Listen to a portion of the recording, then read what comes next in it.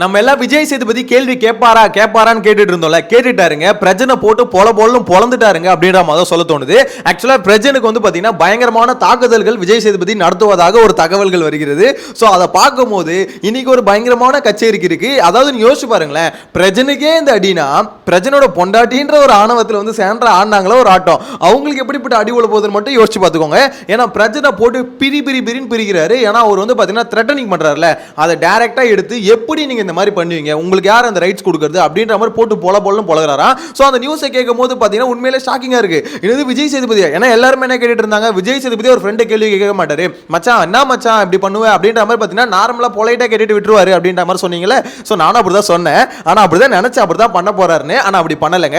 உண்மையிலே விஜய் சேதுபதி பாத்தீங்கன்னா லெஃப்ட் ரைட்னு வெளுத்து வாங்கியிருக்காரு. சோ அப்படின்ற மாதிரி தான் அப்டேட் வருது. அந்த அப்டேட் உண்மையா இருக்கும் பட்சத்தில் எனக்கு தெரிஞ்சு இன்னைக்கான ஷோ பயங்கரமா இன்ட்ரெஸ்டிங்கா இருக்க போகுது அப்படின்றதுல எந்த மாற்று கருத்துமே இல்லை. அதுவும் பிரஜனுக்கு அகைன்ஸ்டா விஜய் சேதுபதி கேள்வி கேட்கணும் அப்படின்ற மாதிரி ஸ்டார்டிங்ல இருந்தே எல்லாம் சொல்லிட்டு இருந்தோம். அவர் என்ன பண்ணாலும் என்ன விட்டுறாங்க, நாமினேஷன் டிஸ்கஸ் பண்றாங்க விட்டுறாங்க. சோ இந்த கேங்க்கு ஆப்போசிட்டா விஜய் சேதுபதி ஒரு கேள்வி கூட கேட்க மாட்டாரு அப்படின்ற மாதிரி ஏகப்பட்ட குற்றச்சாட்டு இருந்தது. எல்லா குற்றச்சாட்டுக்கும் இன்னைக்கு ஒரு முற்றுப்புள்ளி வச்சிருக்காரு.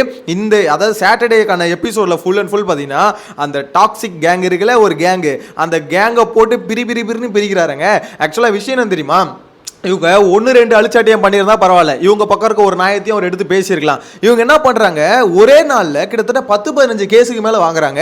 எஃப்ஜேவை அடிக்கிறாங்க. எஃப்ஜேவை பற்றி பிரச்சனை வந்து பார்த்தீங்கன்னா தப்பு பேசுறாரு. அதே சமயத்தில் வியானாவை அடிக்கிறாங்க. வியானாவை பற்றி பிரச்சனை தப்பு பேசுறாரு. அவங்கள மிரட்டுறாரு. அவளாம் ஒரு ஆளா அப்படின்ற மாதிரி கேட்குறாரு. ஒரு சேம் டைமில் பாருங்க, எஃப்ஜே வந்து பார்த்தீங்கன்னா என்ன இந்த இதெல்லாம் திருப்பி எங்கே கொடுக்க போறான், அதாவது எப்படி சொல்றது, அவங்க அம்மாவுக்கு இது பண்ண போறானா, அவங்க அப்பாவுக்கு இது பண்ண, அதாவது ஃபேமிலி வரைக்கும் எஃப்ஜேவோட ஃபேமிலி வரைக்கும் இழுத்து அடிக்கணும் அப்படின்றது அவசியமே இல்லை. ஆனால் பிரச்சனை வந்து பார்த்தீங்கன்னா ஒரு எக்ஸ்ட்ரீமுக்கு போறாரு. சேம் அதே மாதிரி தான் சாண்ட்ராவும் பண்றாங்க, ஒரு எக்ஸ்ட்ரீமுக்கு போறாங்க. இந்த ஷோல வந்து அவங்களும் ஒரு கண்டஸ்டன்ட். சோ நம்ம வந்து ரொம்ப இது பண்ணக்கூடாது, ரொம்ப இறங்கி எதுக்கு, அதாவது பெருசா எதுவும் ஆகல, அதுக்கே அவ்வளவு இறங்கி ஏன் பேசணும் அப்படின்ற ஒரு விஷயம் இருக்குல்ல. சோ அது எல்லாத்தையும் பார்த்தீங்கன்னா எடுத்து கேள்வி கேட்கறாங்களா. எனக்கு தெரிஞ்சு இந்த கப்புள்ஸ் இருக்காங்களா, இந்த கப்புள்ஸ் வந்து பார்த்தீங்கன்னா டிஸ்ட்ராய் பண்ணிடுறாங்க அப்படின்ற மாதிரி தான் தோணுது.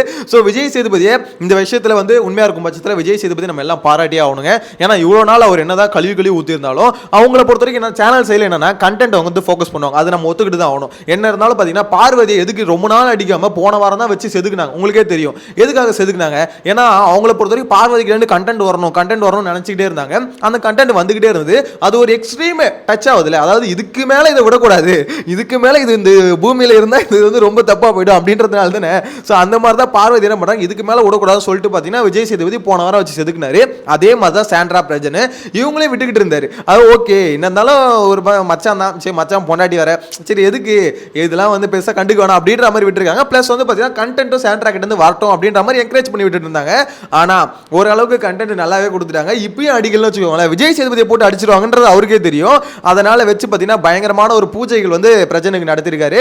குறிப்பா ஆம்பளை மேட்ரு. ஸோ ஆம்பளை மேட்ரிலே வச்சு செதுக்கியிருக்காங்க. நெக்ஸ்ட் வந்து பார்த்தீங்கன்னா விக்கல்ஸுக்கு வந்து வார்னிங் கொடுத்தாருல, வார்னிங் நீங்க யார் சார் வார்னிங் கொடுக்கறது அப்படின்ற கேள்வி நம்மளுக்கு வந்ததில்ல, அது விஜய் சேதுபதிக்கு வந்திருக்கு. விஷயம் என்னன்னா, இவர் வந்து பார்த்தீங்கன்னா இஷ்டத்துன்னு பிக் பாஸ் வீடே நம்மளுது தான், நம்ம தாண்டா பிக் பாஸ், ஏதோ வந்து சேதுக்கிட்ட பேசிக்கலாம் சாட்டர்டே சேது வருவாங்க, சேதுக்கிட்ட பேசிக்கலாம், ஏதோ பக்கத்து வீட்டுக்காரன்ற மாதிரி.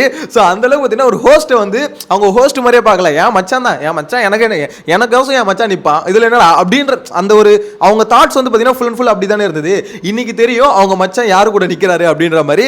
என்ன பொறுத்த வரைக்கும் பார்த்தீங்கன்னா விஜய் சேதுபதி வந்து வா மச்சி அப்படின்ற மாதிரி ஒரு வார்த்தையை கூப்பிட்டாருங்க.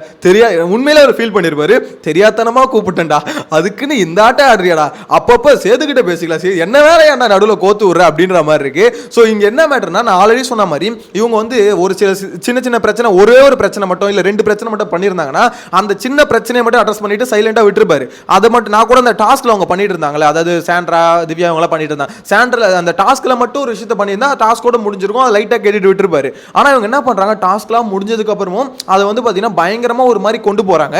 ஸோ நான் இதுல வந்து பார்த்தீங்கன்னா விக்ரம் மேல தப்பு இல்லைன்னு சொல்ல, சில பேர் சொல்றீங்க ப்ரோ விக்ரம் மட்டும் யோக்கியமா, அவன் மட்டும் என்ன கரெக்டா எல்லாத்தையும் பண்றான், அவனும் ட்ரிகர் தானே ப்ரோ பண்றான், மார்க் தானே பண்றான் அப்படின்ற மாதிரி கேக்குறீங்க. பண்றாப்ல இல்லைன்னு சொல்ல, விக்ரம் பண்றாரு இல்லைன்னு சொல்ல. ஆனா அதை விட இங்க வந்து லீட் எடுத்து போறது யாரு, பிரஜன் சாண்ட்ரா இவங்க தானே லீட் எடுத்து போறாங்க. அவன் மார்க் பண்றானா, இவங்க வார்த்தை என்ன வார்த்தை யூஸ் பண்றது, போ 2 நிமிஷம் கேட்ட திறந்து விட சொல்றேன், போய் முன்னாடியே கூட்டு வா, அது வந்து எப்படி இருக்கு, அது மாதிரி வண்டி அடிச்சு நொறுக்கிட்டு காலி பண்ணுவேன். இதுல வேற வியானா வேற பாயிண்ட் எடுத்து கொடுத்துச்சு. ஸோ அந்த டாபிக் வருது.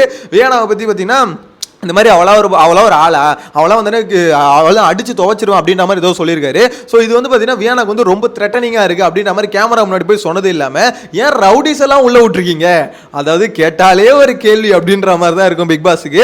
ஏன் ரவுடிஸ் எல்லாம் உள்ளே விட்டுருக்கீங்க? ஏன்னா வந்ததுலேருந்தே பார்த்தீங்கன்னா நம்ம தலைவர் பிரஜன் வந்து பார்த்தீங்கன்னா ஒரு பேப்பர் ரவுடி அப்படின்றத கடைசி வரைக்கும் நிரூபிச்சுக்கிட்டே இருக்காரு. ஸோ அப்படிப்பட்ட ரவுடிஸ் ஏன் உள்ளே விடுறீங்கன்னு சொல்லிட்டு வியானா வந்து பயப்படுறாங்க. அவங்களோட இதெல்லாம் பார்க்கும்போது எனக்கு பயமாக இருக்குது அப்படின்ற மாதிரி சொல்கிறாங்க.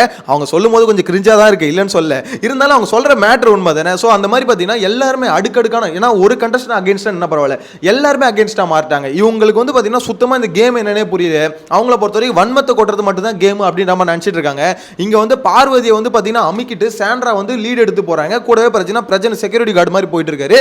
ஸோ இதுல வந்து பார்த்தீங்கன்னா எனக்கு தெரிஞ்சு நான் என்ன நினைச்சேன், பிரஜன் வெளியே போனா சாண்ட்ராவோட கேம் பிளே எப்படின்னு தெரியும்னு நினைச்சேன். ஆனா இப்போ நல்லாவே தெரிஞ்சிருச்சு சாண்ட்ராவோட கேம் பிளே என்னன்னு. சாண்ட்ராவை பொறுத்த வரைக்கும் பார்த்தீங்கன்னா போல்டா ஒரு இஷ்யூ வந்து அட்ரஸ் பண்றது இல்லை. கூட எப்போ பார்த்தாலும் பாடி கார்டு மாதிரி பிரஜனை கூப்பிடுறது. பிரஜனாவை சரி வந்து கொஞ்சம் தெளிவாக பேசுவாப்பில்னா, பிரஜன் வந்து அவ்வளோ தெளிவுலாம் இல்லை. அவரை பொறுத்த வரைக்கும் பார்த்தீங்கன்னா யாராக இருந்தாலும் அடிச்சிருவேன், காலி பண்ணுறோம், கை இப்படி தான் வரும், இப்படி தான் வரும். ஆக்சுவலாக கை வந்து நார்மலாக பேச முடியாது, கை எடுத்தோடனே இப்படி தான் வரும் தலைவருக்கு. ஏன்னா அவர் ரவுடி இல்லை, ரவுடிசம் காமிக்கணும்ல அப்படின்ற மாதிரி தான் பண்ணிட்டு இருக்காரு. ஸோ என்னை பொறுத்த வரைக்கும் இந்த நியூஸை கேட்கும் போது ஆனந்தமாக இருக்கு. தயவு செஞ்சு விஜய் சேதுபதி சார் இந்த நியூஸை கேட்கும்போது ரொம்ப சந்தோஷமா இருக்கு. ஸோ எல்லா கேள்வியும் கேட்டுருங்க. இதில் ஒன்றை கேட்டுட்டு சும்மா அதான் அடிச்சிட்டமே ஒரு விஷயத்தில் அப்படின்ற மாதிரி விட்டுறாதீங்க. மொத்தத்தையும் எடுத்து ஒரே மாதிரி வெளுத்து விட்டுருங்க. சார் இன்னைக்கான எபிசோடில் நீங்கள் வந்து பார்த்தீங்கன்னா உடச்சு விட்டா தான் இந்த டாக்ஸிக் கேங் உடையும். இல்லைன்னு வச்சுக்கோங்களேன், ஒரு மாதிரி கேம் எப்படி போகும்னா அந்த பக்கம் வந்து பார்த்தீங்கன்னா மொத்த பேர் ஒன்று கூட்டானுங்களா. ஸோ அவனுங்களுக்கும் டாக்ஸிக் கேங்கும் ஒரு மாதிரி ரெண்டு கேங் வாரா போயிட்டே இருக்குமே தவிர கடைசி வரைக்கும் இண்டிவிஜுவலாக நிறைய பேர் வந்து தப்பிச்சுக்கிட்டே இருப்பாங்க. ஏன்னா ஆல்ரெடி ஒரு 5-6 பேர் கிட்ட பார்த்தீங்கன்னா சும்மாவே ஒப்பேத்திக்கிட்டு சம்பளம் வாங்கிட்டு உள்ள வீட்டுக்குள்ள ஓட்டிக்கிட்டு இருக்கானுங்க. ஸோ அந்த மாதிரி ஆளுங்களாம் தப்பிச்சிருவாங்க. அதனால இந்த வாரம் இதுதான் இதுக்கு மேல பொறுத்துக்க முடியாதுன்ற மாதிரி இந்த வாரத்துக்கு மேல நீங்க விட்டுறாதீங்க. அந்த நாமினேஷன் டிஸ்கஸ் எனக்கு தெரிஞ்சு நாமினேஷன் டிஸ்கஸ் பண்ணது தான் இங்க கேட்பாங்களா அப்படின்ற ஒரு கேள்வி வருதுங்க. ஏன்னா நாமினேஷன் வந்து பாத்தீங்கன்னா இந்த கேங் மட்டும் டிஸ்கஸ் பண்ணல. இதுக்கு முன்னாடியே பாத்தீங்கன்னா கானா வினோத், அப்புறம் கமருதீன், அதுக்கடுத்து பார்வதி, திவாகர் இவங்க எல்லாருமே டிஸ்கஸ் பண்ணிருக்காங்க. அதாவது வயல் கார்டு உள்ள வரதுக்கு முன்னாடி டிஸ்கஸ் பண்ணிருக்காங்க. அப்பயே அந்த நாமினேஷன் டிஸ்கஷன் ஒரு டாபிக்காவே எடுக்கல. ஒருவேளை இந்த சீசன் அப்படி விட்டுட்டாங்களா என்னன்னு தெரியல. நாமினேஷன்லாம் டிஸ்கஸ் பண்றது ஒரு பிரச்சனை இல்லை, டிஸ்கஸ் பண்ணிட்டோம் அப்படின்ற மாதிரி அது ஒரு பிரச்சனை இஷ்யூ இல்லை அப்படின்ற மாதிரி விடுறாங்களா என்னன்னு தெரியல.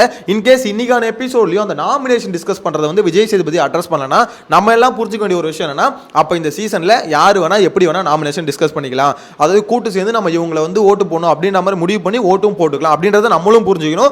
வீட்டுக்குள்ள இருக்க மற்ற கண்டஸ்டன்ட் புரிஞ்சுப்பாங்க அப்படின்ற மாதிரி தான் தோணுது. ஏன்னா இவ்வளோ தூரம் நாமினேஷன் டிஸ்கஸ் பண்ணி பண்ணும்போது அதையே கேட்கலனா அப்ப இதுக்கப்புறம் கேட்க மாட்டாங்க அப்படின்றத என்ன பொறுத்தவரை கிளியரா தோணுது. ஸோ இங்க நாமினேஷன் டிஸ்கஸ் பண்ண மட்டும் தான் பிரச்சனை, இவங்க அடிக்கிறதுக்கு இல்லை. ஏன்னா அதெல்லாம் ஒரு மேட்டரே இல்லை, அதெல்லாம் தூக்கி அப்படியே போட்டு கேட்கக்கூடாதுன்னு நினைச்சாலும் அதெல்லாம் ஒரு இஷ்யூ இல்லை. ஏன்னா 1008 பஞ்சாயத்து இருக்கு, எங்க இருந்து எதை எடுப்பாங்க? எஃப்ஜே கூட நடந்த பிரச்சனை எடுப்பாங்களா, இல்ல வியானா கூட நடந்த பிரச்சனை எடுப்பாங்களா, இல்ல விக்ரம் கூட நடந்த பிரச்சனை எடுப்பாங்களா? சோ எல்லாத்துலயுமே பிரச்சனைன்ற ஒரு ஆள் வந்து பாத்தீங்கன்னா வாயை விட்டுக்கிட்டே இருக்காரு, அந்த ரவுடி சமன்றதை காமிச்சிட்டே இருக்காரு, ரொம்ப ரூடா பேசிக்கிட்டே இருக்காரு. சோ இதுல வந்து பாத்தீங்கன்னா கனி ரசிக்கிறாங்க. என்ன இருந்தாலும் பொன்னாடியை விட்டு கொடுக்க மாட்டார்ல அந்த பிரச்சனை அப்படி. அதாவது சொல்லுவாங்கள்ல, அதாவது கனி வந்து பார்த்தீங்கன்னா அந்த பக்கம் இருக்க வேண்டியவங்க, இந்த பக்கம் இருக்க வேண்டியவங்க கொஞ்சம் வந்து பார்த்தீங்கன்னா சேண்ட்ரான ஒரு ஆள் இருக்கிறதுனால அவங்களுக்கு வந்து ஒத்து போக மாட்டேது. மற்றபடி இல்லைனா கனி இந்த பக்கம் தான் இருந்திருப்பாங்கன்னு தோணுது. ஏன்னா இந்த இதுலேயும் இந்த ஆங்கிள் எப்படி யோசிப்பாங்கன்னு தெரியல. அவங்க யோசிக்கிறாங்க பிரச்சனை. ஆனால் பாருங்களேன், ஒரு விஷயத்த பாருங்களேன், பிரச்சனை என்ன இருந்தாலும் சேண்ட்ரா விட்டு கொடுக்க மாட்டாரு. ஏங்க கேம் ஆட வந்தது எதுக்கு இண்டிவிஜுவல் கேம்னு சொல்லிட்டு ஒருத்தர் உருட்டிட்டு இருக்காரு. அதே மாதிரி இந்த இண்டிவிஜுவல் கேம் அந்த மேட்டரி வச்சு எழுக்கிறாங்க. ஏன்னா இவங்களுக்கு வந்து குறும்படம் போட்டால் தான் கிளியராக புரியும் போல. அந்த அளவுக்கு பார்த்தீங்கன்னா இவங்க 2 பேரும் டிஸ்கஸ் பண்ணி அவரை வந்து பிரச்சனை வந்து என்ன ஒஸ்ட்னு ஓட்டு போட சொல்றதே சேண்ட்ரா தான். ஆனா அதுக்கப்புறம் பிரச்சனை வந்து எப்படி சொல்றேன், இண்டிவிஜுவலா தான் அண்ணன் அவங்களுக்கு ஓட்டு போட்டனா இல்லையா, அது ஒரு பில்டப் வேற பேசுறது. ஸோ இதுக்கு எல்லாத்தையும் சேர்த்து வச்சு பிரச்சனைக்கு ஒரு சிறப்பான செய்கை இருக்கு அப்படின்ற மாதிரி தான் சொல்ல தோணுது. ஸோ வரக்கூடிய அப்டேட்கெல்லாம் பிரச்சனை வந்து ரொம்ப பயங்கரமாக தாக்கப்படுகிறார் அப்படின்ற அப்டேட் வருது. ஸோ இதை பத்தி உங்களோட கருத்தை மறக்காம கமெண்ட்ல மென்ஷன் பண்ணுங்க. விஜய் சேதுபதி அதாவது ஃப்ரெண்டை வந்து இந்த அளவுக்கு வந்து கேட்கறது வந்து ஓகே அப்படின்ற மாதிரி யோசிக்கிறீங்களா, இல்ல இதெல்லாம் பார்த்தாது இதை விட பயங்கரமா மானங்கிட்ட கேள்வி கேட்கணும் அப்படின்ற மாதிரி யோசிக்கிறீங்களா? கமெண்ட்ல மென்ஷன் பண்ணுங்க. நெக்ஸ்ட் வீடியோல மீட் பண்ணலாம். Bye by.